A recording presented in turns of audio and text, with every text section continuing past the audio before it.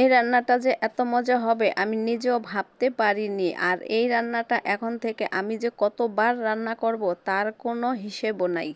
এই রান্নাটা রান্না করতে আমার লাগবে 3-4টা আলু। তো প্রথমে কিন্তু আমি আলুটা ফালি করে ভালোভাবে ধুয়ে পানিতে একটু লবণ দিয়ে সিদ্ধ বসিয়ে রেখেছি। এরপরে 3-4টা কাঁচামরিচ এখন আমি ভালোভাবে এটাকে টেলে নিব বা ভেজে নিব।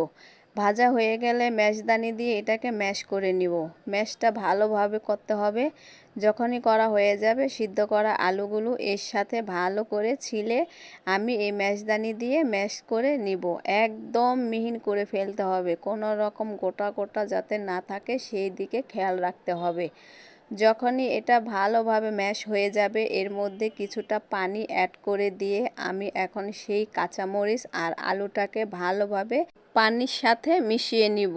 এবার আমি আলাদা করে রেখে দিয়ে একটা বাটিতে 2টা ডিম ভেঙে নিব। 2টা ডিম নিয়েছি আমি, আপনি আপনার পরিবারের সদস্য বুঝে এরপরে 2টা-4টা যা লাগে নিয়ে নেবেন। সামান্য লবণ দিয়ে ভালো করে ফেটিয়ে নিয়েছি।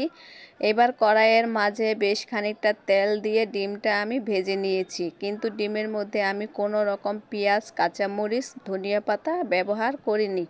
এখন ডিমটাকে ভালোভাবে পাটিসাপটার শেপে আমি ভেজে নিয়েছি। আপনি আপনার পছন্দ মতো ভেজে নিয়ে এরকম পিস করে নেবেন আপনার সদস্য বুঝে।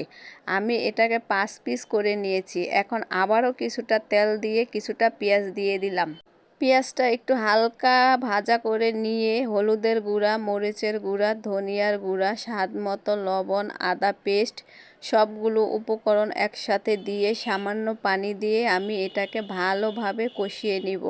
যতক্ষণ না এরকম তেল ছাড়া ছাড়া ভাব হবে ততক্ষণ। এই পর্যায়ে আমি যে মিশিয়ে রেখেছিলাম আলুটা পানি দিয়ে সেটাকে ঢেলে দিয়ে এখন মশলার সাথে ভালোভাবে 5 মিনিট নাড়াচাড়া দিয়ে কষিয়ে নিব। এবার পরিমাণ মতো পানি দিয়ে দিলাম।